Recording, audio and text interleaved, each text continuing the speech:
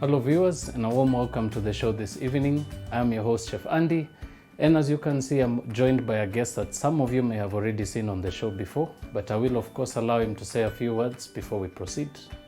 Karibu sana. Thank you, Chef Andy, and thank you for having me again on your show. Welcome back. I'm Preston Jane1, your film, TV producer and screenwriter and designer, interior and fashion. Perfect. Now Preston is also a food lover, and this is the one reason that actually kind of pushed me to invite him onto the show once again.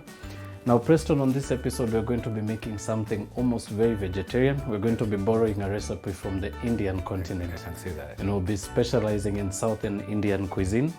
We're going to be making a very simple red cabbage pakoda. And this will of course entail some of the beautiful ingredients such as some minced fresh ginger root, a few cloves of garlic, some ajwain seeds and 1 green chili.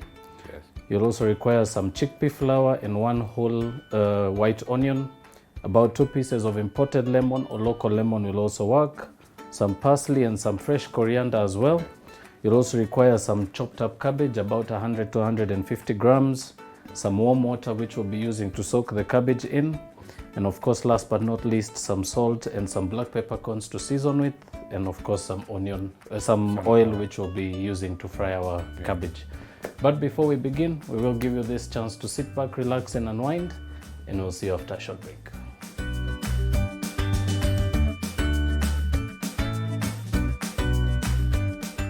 Now the idea behind working the onions in there first, this is basically to mask the sharpness of the onion mixture. All right. So this of course will aid us in doing 2 things. It's actually going to cut the sharpness of the onion, and it's actually also going to allow us to be able to incorporate the cabbage as soon as it's fully dried up. Yes.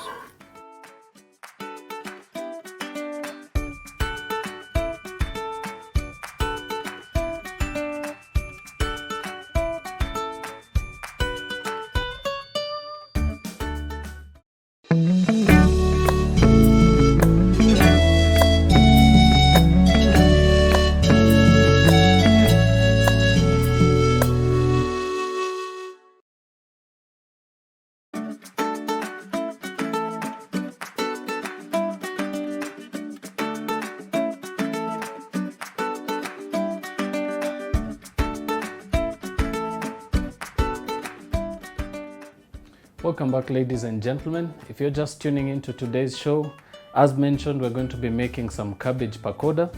And also to mention Preston, who's my guest on the show today. Some of you may have of course seen him on the show before, but I managed to convince him to come back yet again for another episode where I'm going to be showing him some very, very beautiful tips and some very simple Indian inspired techniques of cooking. Now we're going to start off the process by soaking up our cabbage. So what's the essence of soaking up there? Now this will do 2 things. We're basically going to use this technique to limit, or rather to reduce, the amount of color that goes into the cabbage. Oh yeah. So this of course is a very, very touchy part of the dish, because basically here we're going to do 2 things. We're basically also going to clean the cabbage. So this is of course to make sure that it doesn't have any traces of soil or worms inside it. And another thing is the salt will also aid us in making sure that we can actually extract as much liquid from the cabbage.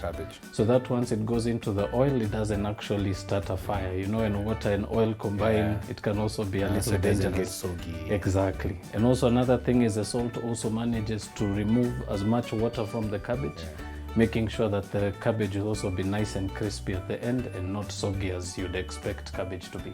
For sure there. Yes.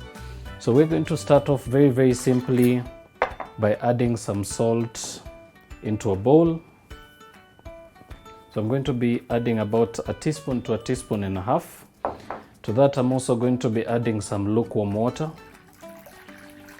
So be sure to just have enough water to make sure that all your cabbage is soaked in there. They're submerged, right? Exactly. And then you'll just begin by giving that a quick mix. And of course, something also very important to mention, if you're going to be making some onion pakora or any particular pakora of your choice, very important to make sure that you use vegetables or ingredients that are of course not full of water. So very, very important to make sure that even as you carry forward to the process of making your batter, you will of course need quite a heavy batter for this process. So we may actually use a little to no water when making the batter, as opposed to the previous recipe that we did with you on the show. Right. Right, so into our container goes our cabbage, which we're going to allow to sit in there for about 7 to 10 minutes. So just make sure to give that a mix. And while Preston does so, I'm also going to grab the rest of the ingredients that we'll be incorporating to our pakoda. So I'm going to begin the process by chopping up some white onion. Right, so another thing also to mention, very important that you do the soaking maybe just before you begin the process of cooking. Yeah. And of course also very important to also have a sieve. So we're going to allow this to sieve through and make sure we drain as much water as we can. Yeah. But for now we're going to leave this undisturbed at the back here. And we'll come back to that just before we proceed on to the next stage. So on to the next one, begin by chopping up some onion. So I'm using white onion for 2 reasons. It actually carries a very, very beautiful flavor to it, and it's also not as strong as red onion. Yeah, true that. But if you don't actually have some white onion available to you, you can use some red onion, some leeks, or even some spring onions. They also carry a very, very good flavor. True that. So we'll begin the process by chopping up that into some half moon shapes. Making sure, of course, to keep your onions as thin as possible. And very important to mention, using a sharp knife, of course, makes it so much easier. Yeah. And all you need to do is... So here you use slices, eh? Yeah, we're basically going to use the slices. So this is basically to do 2 things. It's also going to give the cabbage a bit of body when it goes into the oil. Oh yeah. And it also gives it a very, very beautiful flavor in that it also cuts down the tiny bit of acidity from the cabbage. The juices in the onion are also going to flavor the mixture right through. Ah. So as the onion continues to ooze out that very, very strong juice that is contained in there, it's actually going to flavor the cabbage as well. Ah, that's nice. So this we're going to be mixing up with the cabbage a little later. And we're also going to be incorporating some of the rest of our ingredients. But before we get there, very important that we actually start with the first things first. So we're going to begin by pressing in about 4 cloves of garlic. So I'll allow you to do us the honor. So in goes the garlic, and just give it a press. And while Preston does so, very, very important to also mention for some of you who are also tuning in. You only need the sap, right? Yeah, I just need the flesh. So anything that comes through the other end, you can basically just... residue. So I just put it here? Yes, you can actually just dump it there. Now something also to mention for this show, I'm going to be incorporating some green chili to this recipe. You can of course decide among yourself at home if you're going to have it very, very spicy or very, very light in seasoning. I'm also going to be incorporating some ajwain seeds. So these are pretty much a bit hard to find at our retail regular stores, but by checking out some Asian supermarkets, you should actually be able to find some in store. Now we're going to begin the process by pounding those down. Remember, these are particular ingredients that you actually have to really pound down to get the best out of their flavor. So proceed to work those in a pestle and mortar.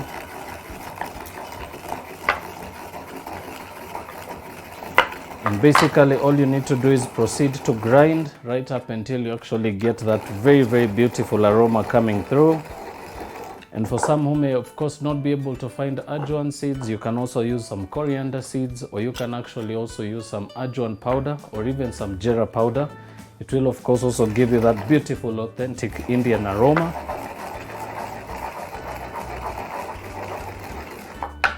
And once those are grounded, proceed to add those into your bowl that you're going to be incorporating the rest of your ingredients for your batter.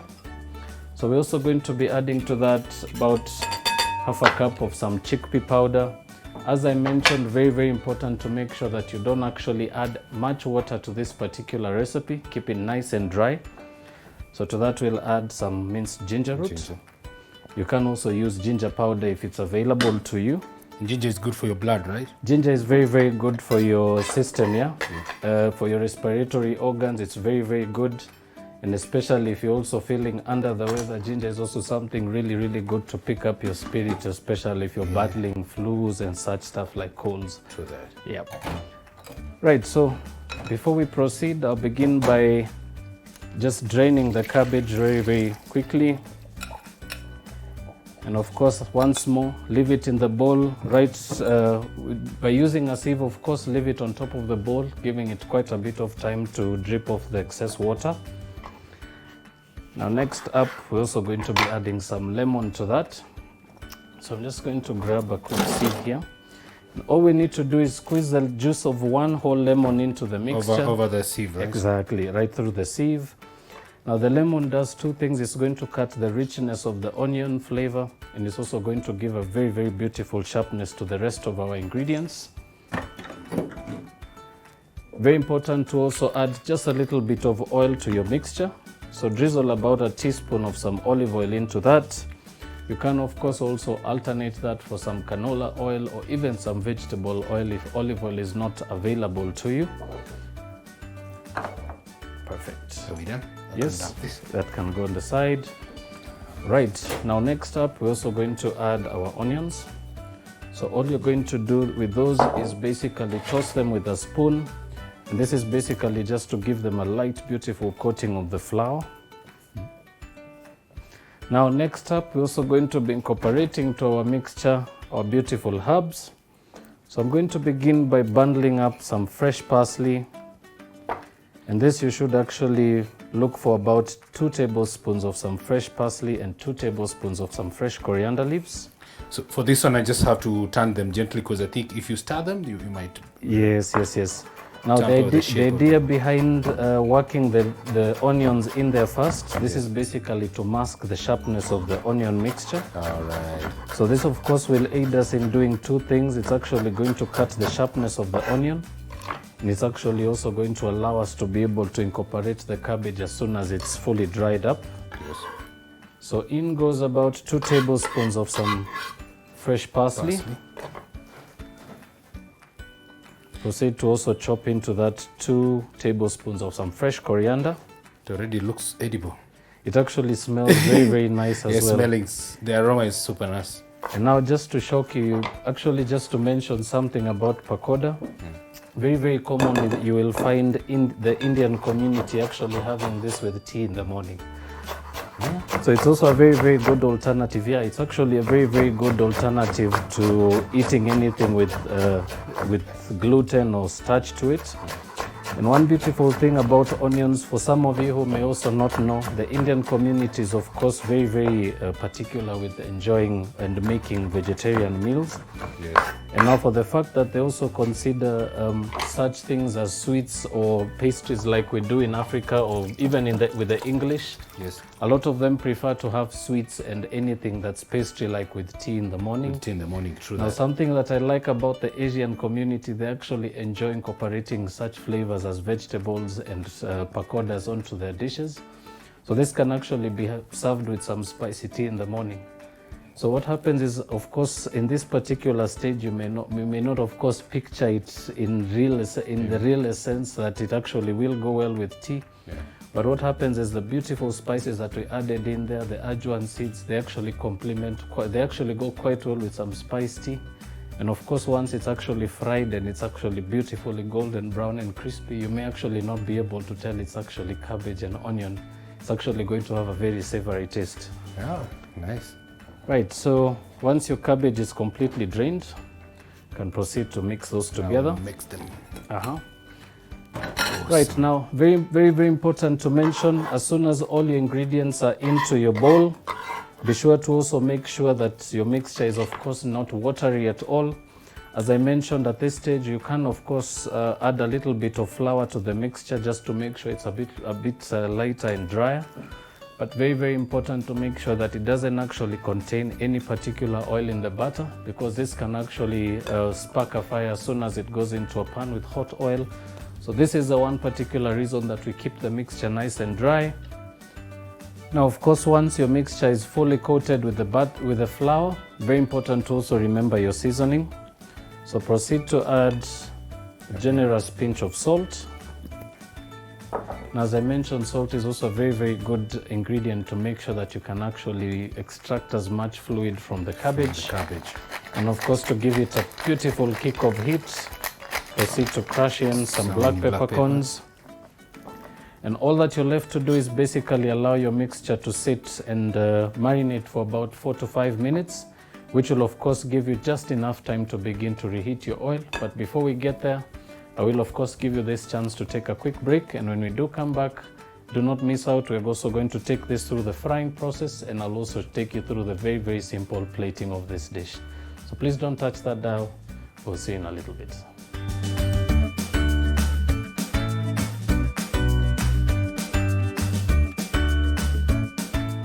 But of course I will come back to you, Preston, and ask, how did you find the pakoda? How's the crunch? How's the flavor? Spot on. This is total awesomeness. Perfect. Total awesomeness. So you're definitely going to be trying this at home one of the I'm going to bribe my mom with this. Uh-huh. Yeah, I'm going to bribe her with this. I hope it definitely works. Yeah, it will.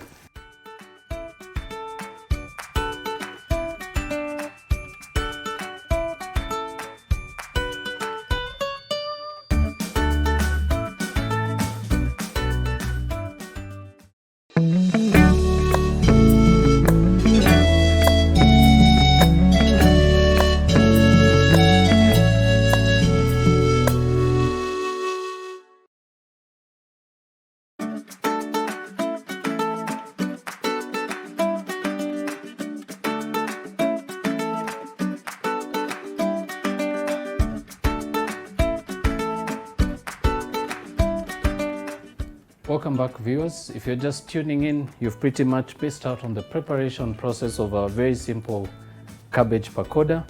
But remember, you can be able to recap on this and many other beautiful recipes by following and subscribing to our YouTube channel. That's BrandPlus TV Kenya. There you should actually be able to find this and many more other beautiful recipes you can be able to try off at home. And just for some of you who've maybe also tuned in, I'm joined by Preston, who's on the show with me today.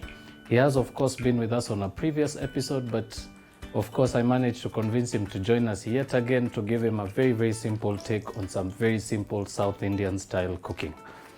Now we're of course at the last and final part of the process. Our pakoras pretty much managed to sit and marinate for about 10 to 15 minutes. And all that we're left to do is basically move this onto some hot oil and fry until golden brown in color. So Preston, yes, this is of course the last and very, very simple part. Very important that you make sure to dust your hands and make sure you have a bit of flour on your hands as you work your pakoda. And all you need to do is begin by scooping some even chunk sizes of your mixture. This we're basically going to be pressing down. yes. So I'm just going to move some of this onto the board. And as I mentioned, very important to keep your mixture nice and dry. To that.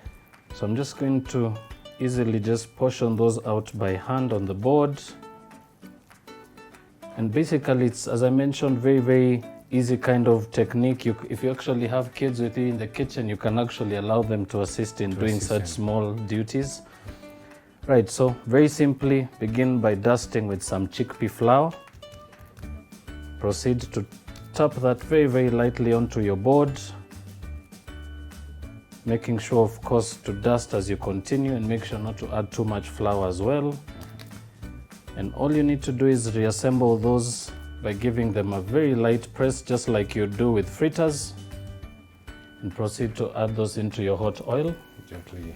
Exactly. Right, same thing for the next piece. Tap that very lightly. Turn it over, making sure of course that each of your sides is evenly coated in the chickpea flour. And something as well that the flour will also do is it actually allows us to get some beautiful color to it. Yeah. And remember, this is what pretty much gives it that beautiful golden crisp color. Right, now as those continue to fry, maybe I can engage you in a bit of conversation. Yes. Now maybe you can just give us a touch of what you had mentioned a little earlier, maybe for the viewers who've just tuned in, maybe something you can share with them on interior design. What got you to be an interior design, coming from architecture and movies and the rest? Is there something that particularly triggered you to go into interior design, or was it just something that you were passionate about right through? Being a movie director, you see, a director implements a blueprint. Being a TV and film producer and director. So as a director, you have so many things that come into play, and you have lots of crew that you are controlling. So basically, you are just a CEO of the movie. So what you do is there are people who work on your set. Okay. And as a director, if you don't have that in mind, you cannot get the right thing, because the director is the final say on everything. Exactly. Sometimes you might get yourself conflicting with a set designer. Yeah, why are you using this? I didn't want this. But they now tell you why they are bringing that, and they tell you why this color and this color matches with this. Exactly. As you tell them the camera does not allow this color. Exactly. So it got me. I got intrigued, and I was like, why can't I try? And sometimes I can double up. As you know, Kenya is still growing. Exactly. We are very young in our film and TV. So you don't have lots of budget to hire all those people. So as a director, you might end up doubling up as a set designer, yeah, as a side hustle on your set. Exactly. So that and because you have little less budget, so I ended up doing that. So basically, as a designer, it's just turning any space into something that is likable, something that is thematic. Yeah.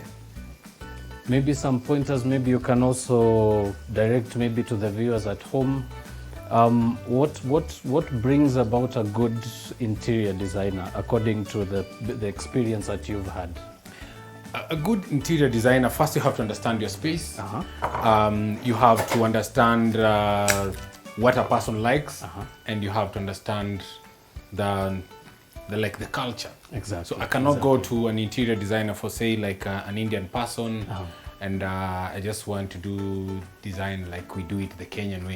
You know, Indians are very much with they like their space filled. Exactly. If you watch Indian movies, or you go into an Indian person's, you like their space is usually very much filled. Exactly. And it's very colorful. Exactly. But a French, in the African context, it of course would be very boring at times and maybe be composed of one particular color. Or you meet a white man. A white man is more into like two colors, and they do primary colors.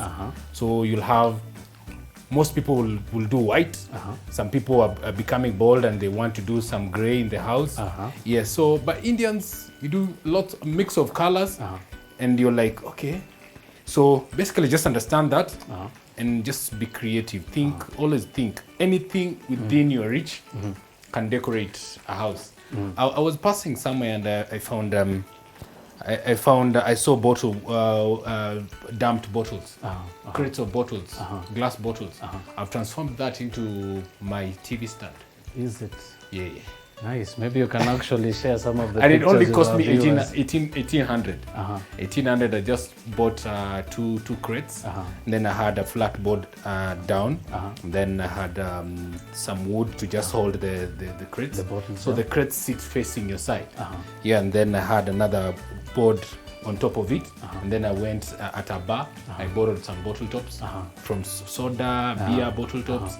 And then I just closed the Right. bottled up the bottles, and then so they look colorful. When you are far, you're like, what's that? I can see some glares, I can see some sparkles, and then I see some. And this, of course, as you said, is still based on the fact that it's all about creativity and opening your space and your mind and stuff like that. Yeah, it's all about that. And nobody should tell you that interior design has to be expensive. It's not expensive, it's very cheap. So with me doing that, a friend of mine came and he's offering me 20 G's to take the thing that I used 1800 to make. So for some of you viewers at home, as you've managed to hear from Preston, you can actually be able to make a very, very small sustainable income from just being as artistic as you possibly can. True that. And maybe just to bring you back to your food and how you eat. Are you very particular with your food and colors when it comes to plating and something in the relation to food and art in general, or are you just a very, very basic diner? I'm not a basic diner. I think I've always had, I like tweaking something a little bit. I even make matoke for myself, and I found myself just tweaking it. I want to add some honey, and then how I plate it. yesterday I was talking to a friend of mine and they tell me, I miss you cooking because you make it look like a restaurant. I just like you take presentation. Quite a bit of It's time my to food. present. It's my food, but I just like it presentable. I like myself looking presentable. I also like to serve myself, and I serve myself like a king. All right. Yeah, so Perfect. a little bit tweaking here and there. Plating is very important. Perfect. Yeah. Now, just to bring you back, we can actually be able to take these out. And remember to just lift them off the heat, allow them to drain the excess oil, and then we'll proceed to remove. And from the cameras, if you can be able to get that close up from there, you should actually be able to get the perfect color as we mentioned, golden brown. As I mentioned, the mixture will of course cook and be able to hold on to its shape very, very easily.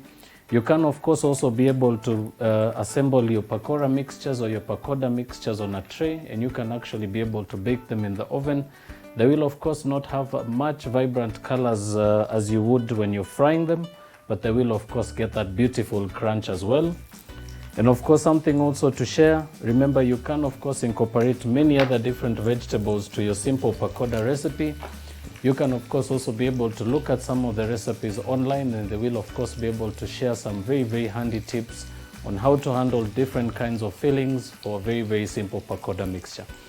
Now, we've pretty much come to the last and final part, so I'm just going to proceed to turn those over, making sure that they're not so oily. And all we need to do is proceed to move those onto the plate.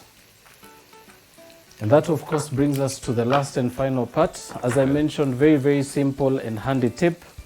You can of course also proceed to garnish that very, very lightly by chopping up some beautiful chunks of some green chili, and these actually go quite well. You can of course be able to cook those into the mixture, or you can of course just basically serve them on the side as we've done. Remember some of the options that you can be able to serve this with. It can actually go with a sauce as its own, maybe even as a snack. But from the background I managed to get this from while I learned the recipe.